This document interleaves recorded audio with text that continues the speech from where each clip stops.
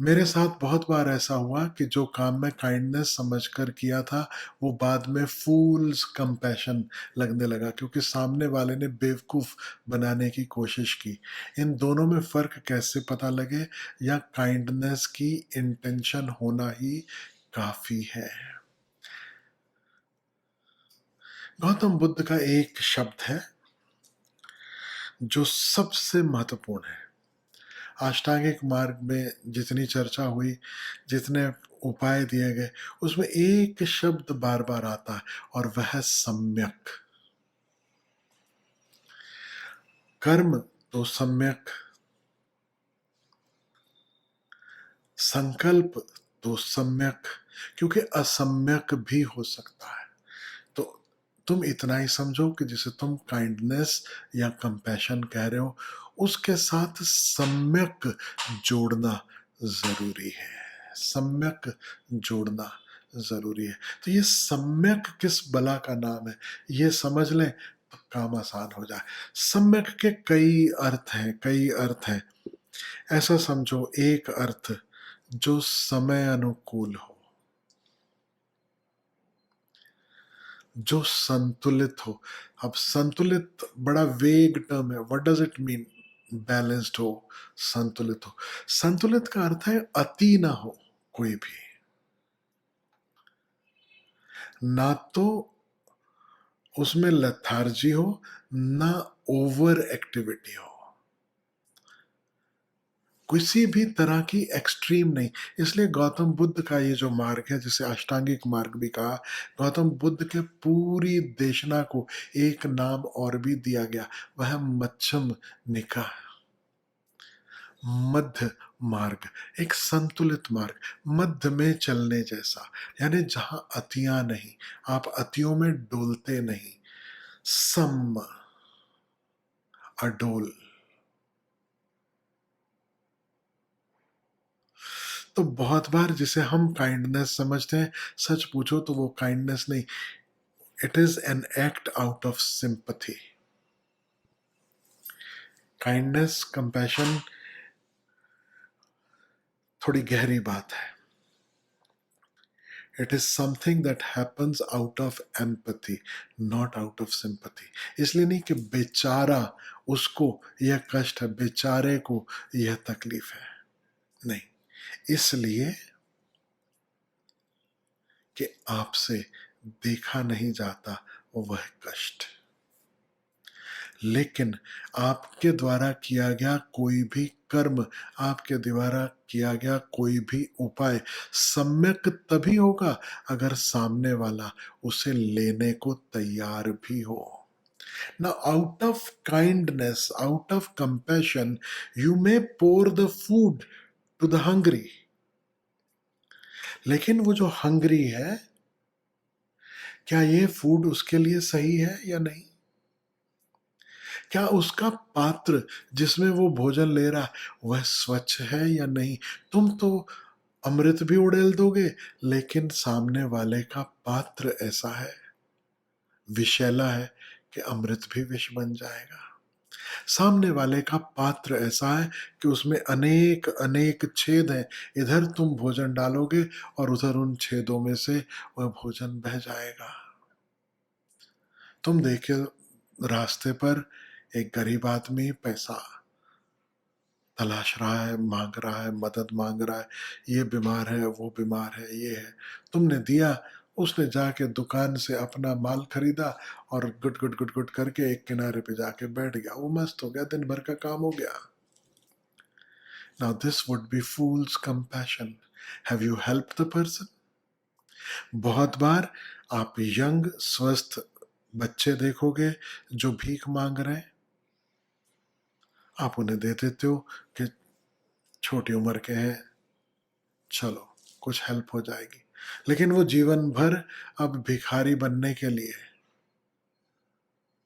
शिक्षा सीख ली उन्होंने। मिलता है बिना कुछ किए, सिग्नल पे खड़े होके मिल जाता है, तो जॉब क्यों करो, फिर काम क्यों करो? This will again be a fools compassion. और वहीं पर वो लोग भी हैं, आपने नहीं दिया, तो भूखे सोना पड़ेगा। ऐसे लोग भी हैं, आपने मदद नहीं की, आपने सहारा नहीं दिया, तो वो डूब जाएँगे। तो सम्यकता आवश्यक है। सम्यकता का अर्थ है होश पूर्वक, विवेक से देखते समझते पूरी सिचुएशन को, कि फिर जो मैं दे रहा हूं क्या यह मदददायी होगा या नहीं। It is as good as being a doctor. ये जो करुणा है, ये इतनी सरल नहीं है कि बस मेरे दिल में भाव उठा के बेचारे को जरूरत है मैं दे दूं और बात खत्म हो गई। आपके सामने कोई आता है, वो बता रहा है मेरे सर में दर्द है। आप देखते हो उसके सर में दर्द है, तकलीफ है। आप सीधे-सीधे उसे उठाकर सर दर्द की दवा नहीं दे रहे। थोड़ी जाँच पड़ताल करनी होगी। वो दर्द का कारण क्या है?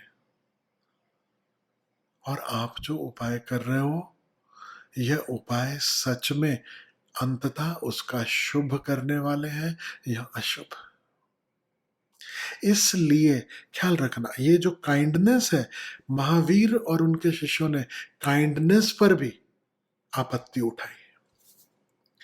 जैन धर्म कहता है कि तुम मरते हुए को, डूबते हुए को हाथ देकर अगर बचा लेते हो, उसके बाद वह व्यक्ति जो भी कर्म करेगा उसके हिस्सेदार तुम भी हो।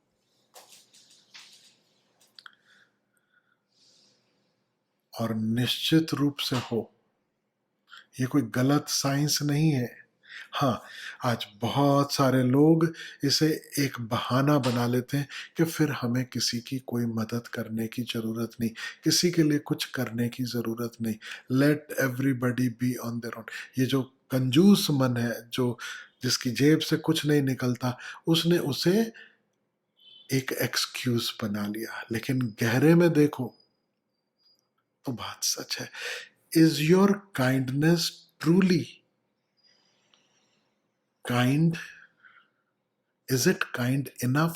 If you cannot invest your time and energy in finding out, if you are not conscious, you will be creating more and more misery, not only for the other, but also for yourself eventually. So, to answer your question in a simpler manner, all I would like to say is कि तुम किसी के लिए कुछ भी करने जाते हो, होश पूर्वक करो और निष्काम होकर करो। इसलिए नहीं कि मैंने कुछ किया तो भला हो, बाद में मेरा भी भला होगा, कि मेरे को कोई पुण्य मिलेगा। नहीं, सिंपल, मुझे लगा कि मैं मदद करूं, मेरे से जो बन पाया मैंने किया। फिर इससे कोई फर्क नहीं पड़ता कि सामने वाला बेवकूफ बना गया, कोई और ने बेवकूफ बनाया। ये तभी बुरा लगता है, तभी ऐसा लगेगा यदि हम चाहते थे कि ऐसा ऐसा रिजल्ट आए। कहीं ना कहीं निष्कामना नहीं थी, कहीं ना कहीं कोई काम अटका था, कि you wanted specific results out of it, और वो नहीं आए। और निश्चित रूप से अगर कोई बेवकूफ बना रहा है, और अगर तुम सम्यक जीना सीख लो, तुम होश पूर्वक जीना सीख लो, एक ही बार बेवकूफ बना पाएगा, बार बार नहीं, बार बार नहीं। सो होश, awareness plus heart. No awareness, only heart. Fool's kindness, fool's compassion. Awareness plus heart plus action. Compassion. इसे याद रखना। और थोड़ा बहुत दिमाग भी लगाना है, माइंड भी। मैंने कहा ऐसा नहीं कि माइंड को किनारे ही कर देना। हाँ, मन इतना हावी नहीं हो जाए, क्योंकि मन का काम है हमारी सेवा करना। मन हजार बहाने करेगा, तुम क्यों दे रहे हो, सैकड़ों भिखारी हैं दुनिया में, तुम्हारे देने से क्या बदल जाएगा, तुम्हारे इतना सा करने से क्या हो जाएगा, इस जगत में सब अपने आप पहले से सब ठीक हो रहा है, सब तो परमात्मा की मर्जी से हो रहा है, ये सब बकवास नहीं। अगर सब परमात्मा की मर्जी से हो रहा होता तो राम सीता को छुड़ाने रावण का वध नहीं करते, नहीं जाते। अगर किसी की मदद की जरूरत नहीं होती तो हनुमान राम के संग में नहीं चलते। वो तो कहते राम तो खुद भगवान है, उन्हें मेरी हेल्प की क्या जरूरत। सोचते हो मुझे, मैं तो राम नहीं हूं लेकिन मुझे सुनने मिल जाता है, स्वामी जी सब तो आपका दिया है, आपको क्या, हम कैसे हम सपोर्ट करें, सब आपसे तो हमें मिल रहा है। और जब नहीं देना ना किसी को तो वो एकदम भगवान बना देता है। आप तो देने वाले हो, देने वाले को क्या लौटाया जा सकता है। उस समय याद करना, राम को भी वानरों की हेल्प लेनी पड़ी। न सिर्फ वानरों की, एक गिलहरी का योगदान भी काम आया जब राम सेतु बनाना था। हम जो भी तर्क दें, हमें पहले ख्याल में आ जाए, ये कहीं मेरा चालाक मन तो उत्तर नहीं दे रहा है।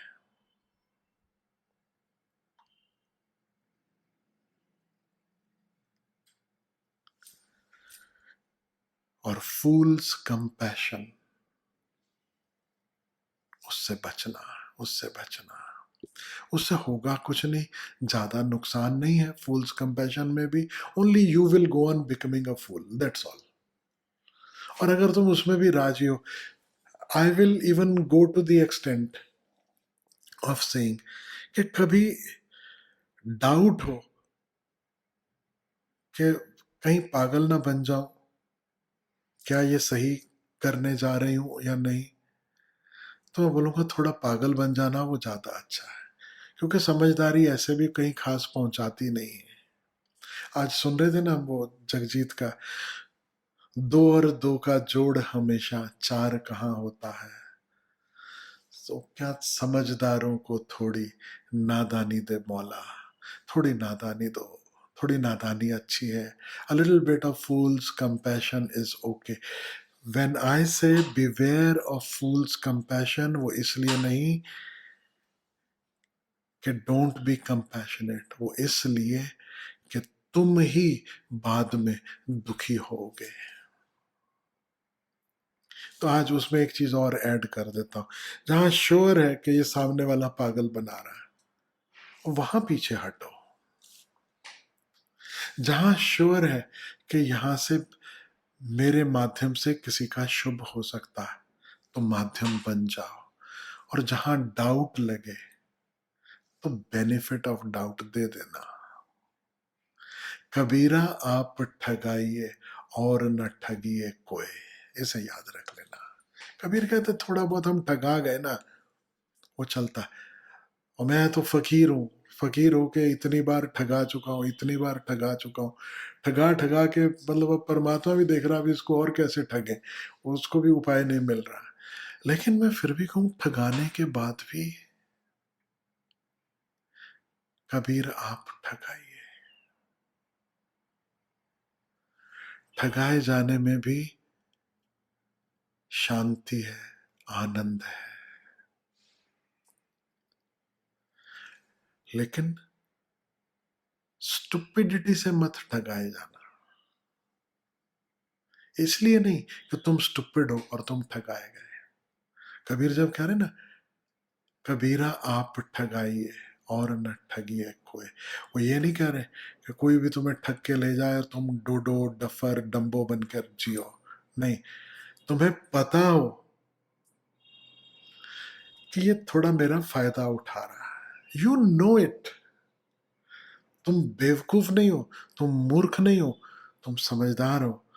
तो भी तुम दूर तक तुम एक बड़ा शुभ देखते हो, तुम ये देखते हो इट्स ओके। वो उसकी प्रवृत्ति, वो उसका स्वभाव, अंततः अगर शुभ में ले जाए तो it's okay. What do I have to lose. So nothing, really wrong in fool's compassion, except don't be a fool.